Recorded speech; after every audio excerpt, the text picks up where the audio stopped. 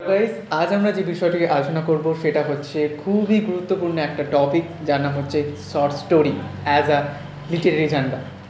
প্রায় তোমাদের সিলেবাসের শর্ট স্টোরি সম্পর্কে এরকম আইডিয়া আমাদের জানতে হয়। অ্যাকচুয়ালি সবারই জানা দরকার শর্ট স্টোরি কী। যে আমরা যে লিটারেচারে এই যে শর্ট স্টোরি পড়ছি, তো অ্যাকচুয়ালি শর্ট স্টোরি কাকে বলি, শর্ট স্টোরির বৈশিষ্ট্য কী থাকে, বা কীভাবেই বা এই শর্ট স্টোরির শুরু হয়েছিল এবং সেই শর্ট স্টোরির এক্সাম্পল কী কী আমরা দেখতে পাই, সবগুলো বিষয় নিয়ে আজ আমরা আর সবিস্তরে আলোচনা করব।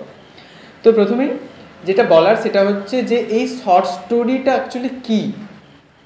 এই যে এখানে দেখতে পাচ্ছ এই টেবিলটার মধ্যে, যেখানে লিটারেচারকে তিনটে ভাগে ভাগ করা হচ্ছে, যার মধ্যে প্রথমে রয়েছে পোয়েট্রি, যেটাকে আমরা কবিতা বলতে পারি। তারপরে 2 নম্বরে রয়েছে ড্রামা, যেটা নাটক আমরা বলতে পারি। আর 3 নম্বরে রয়েছে প্রোজ। প্রোজ মানে এক প্রকার একটা গদ্য বা গল্প বলতে পারি।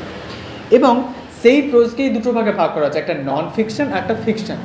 নন ফিকশন মানে যেখানে বাস্তবিক ভাবধারণার উপর বা বাস্তবিক ঘটনা যেখানে যুক্ত থাকে, নন ফিকশন সেটা। আর ফিকশান যেটা, সেটা হচ্ছে কল্পকাহিনীর উপর নির্ভর করে গড়ে ওঠে। এবং সেই ফিকশানকেই তিনটে ভাগে ভাগ করা হয়, একটা হচ্ছে নোভেল, 2 নম্বর নোভেলা এবং 3 নম্বর শর্ট স্টোরি।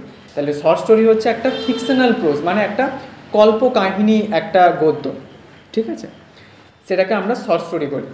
তো হোয়াট ইজ শর্ট স্টোরি? তো actually the short story is a literary genre, এক প্রকার একটা literary genre, that is a brief work, এবং মানে যেটা খুব কনসাইজ ওয়ার্ক, মানে খুবই সংক্ষিপ্ত একটা ওয়ার্ক অফ ফিকশনাল প্রোজ, মানে কল্পকাহিনীর একটা গদ্য, that is usually shorter than a novel, এবং যেটা নোভেলের থেকে অনেকটাই ছোট। ওকে, তাকে আমরা শর্ট স্টোরি বলি। এরপর এই শর্ট স্টোরি কবে থেকে শুরু হয়েছিল? তো অ্যাকচুয়ালি মডার্ন যে শর্ট স্টোরি, সেটা আমরা শুরু হতে দেখি 19th সেঞ্চুরি থেকে।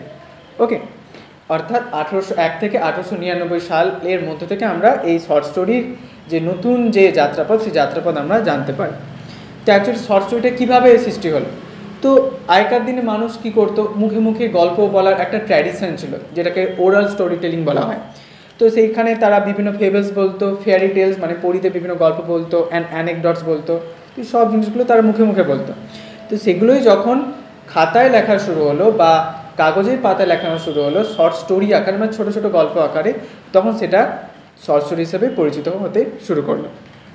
ওকে, এবং পুরোনো দিনের অনেক শর্ট স্টোরি রাইটার্স রয়েছেন, যার মধ্যে রয়েছে হথর্ন রয়েছে, পো রয়েছে, অ্যান্ড গগল রয়েছে। তো এনারা হচ্ছেন খুব পুরনো দিনের শর্ট স্টোরি রাইটার্স। ওকে, তো এরপর আমরা দেখব শর্ট স্টোরির মধ্যে কী কী বৈশিষ্ট্য আমরা দেখতে পাই।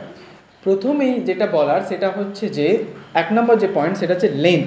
মানে এই যেটা বললাম শর্ট স্টোরি, মানে স্টোরিটা অত্যন্তই কনসাইজ ফর্মে বা শর্ট ফর্মে থাকবে। তাহলে short stories are typically between 1600 and 20,000 ওয়ার্ডস, মানে 1600 থেকে 20,000 শব্দের মধ্যেই কিন্তু শর্ট স্টোরিটা আমাদের লিখতে হবে। মানে শর্ট স্টোরিটার বেশিরভাগ ওয়ার্ডের যে সীমা, সেই সীমারেখা 1600 থেকে 20,000-এর মধ্যে। আর স্ট্রাকচারের মধ্যে আমরা যেটা বলার সেটা হচ্ছে যে এটা অত্যন্তই কনসাইজ ফর্মে লেখা, মানে কিছু লিমিটেড ক্যারেক্টার্স থাকবে এর মধ্যে, একটা সিঙ্গেল সেটিং থাকবে, বারবার সেটিং চেঞ্জ হবে না, একটা মানে কিছু ক্যারেক্টার্সের মধ্যে দিয়েই হোল স্টোরিটা প্লে হবে, মানে হোল স্টোরিটা অ্যাকচুয়ালি রান হবে। তো এই ব্যাপারগুলো যেখানে খুব লিমিটেড নাম্বার অফ ক্যারেক্টার্স আমরা দেখতে পাই, সিঙ্গেল সেটিং একটা দেখতে পাই, আর খুব কনসাইজ স্টাইলে অ্যাকচুয়ালি শর্ট স্টোরিটা লেখা হয়।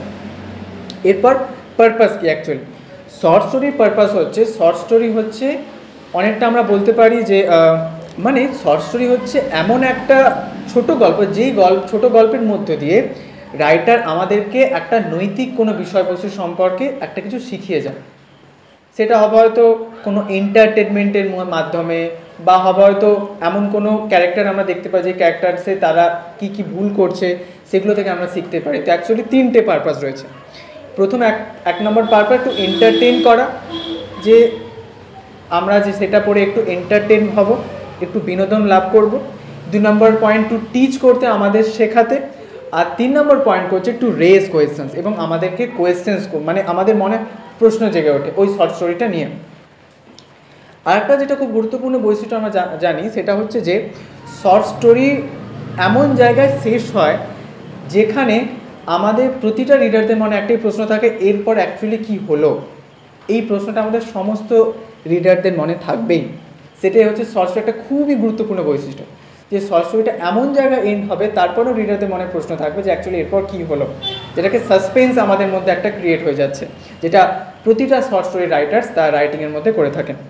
ওকে, আর এলিমেন্টসের মধ্যে যেটা বলার সেটা হচ্ছে যে শর্ট স্টোরির মধ্যে যেটা বললাম, একটাই প্লট থাকে, সেটিং থাকে, একটাই ক্যারেক্টার্স থাকে, কিছু লিমিটেড ক্যারেক্টার্স, আর কনফ্লিক্ট বা থিম একটাই থাকে। তো অনেক ধরনের আমরা প্লট বা সেটিং বা ক্যারেক্টার্স আমরা দেখতে পাই না, ঠিক আছে। তো এই কিছু কিছু প্লট, সেটিং, ক্যারেক্টার্স বা থিমের মধ্য দিয়ে বা কনফ্লিক্টের মধ্য দিয়ে স্টোরিটা অ্যাকচুয়ালি রান হয়, ঠিক আছে। এবার শর্ট স্টোরির সিগনিফিকেন্সটা কি অ্যাকচুয়ালি, যে শর্ট স্টোরি আমাদেরকে একটা আমাদের হিউম্যান যে এক্সিস্টেন্স, সেই হিউম্যান এক্সিস্টে বা আমাদের মানুষের যে অস্তিত্ব, সেই অস্তিত্বের প্রতি একটা অন্তর্দৃষ্টি দেয়। সেটা কে দেয়? শর্ট স্টোরি দেয়, যেটা রাইটার এই শর্ট স্টোরির মাধ্যমে আমাদের দিয়ে থাকেন। এবং তার সাথে আমাদেরকে আমাদের লাইফ সম্পর্কে একটা অ্যাওয়ারনেস আমাদেরকে দিয়ে থাকে, যে আমাদের জীবনে কী করা উচিত না করা উচিত, সেই ব্যাপারটা আমাদেরকে একটা ইঙ্গিত দিয়ে থাকেন এই শর্ট স্টোরির মধ্য দিয়ে। ওকে, আর এক্সাম্পলসের মধ্যে আমরা যেটা দেখি, যেটা হচ্ছে যে শর্ট স্টোরির মধ্যে অনেক শর্ট স্টোরি তোমরা দেখতে পাবে ভবিষ্যতে, যেমন হচ্ছে আন্তন চেকভসের গুজবেরিজ রয়েছে 1898-এ যেটা তিনি লেখেন, এবং তারপর O Henry's the gift of the Magi রয়েছে 1905-এ যেটা পাবলিশড হয়। তারপর এডগার অ্যালেন পোজের দ্য টেইল হার্ট 1843-তে যেটা পাবলিশড হয়। তো অনেক এক্সাম্পলস আমরা দেখতে পাবো। তো এই ছিল আমাদের শর্ট স্টোরির একটা সংক্ষিপ্ত একটা বিবরণ। তো তোমাদের কেমন লাগলো আজকের ভিডিও অবশ্যই তোমরা কমেন্টে জানিও, আর যদি তোমাদের কোথাও কোনো প্রশ্ন থাকে তোমরা অবশ্যই কমেন্টে জানাতে ভুলো না।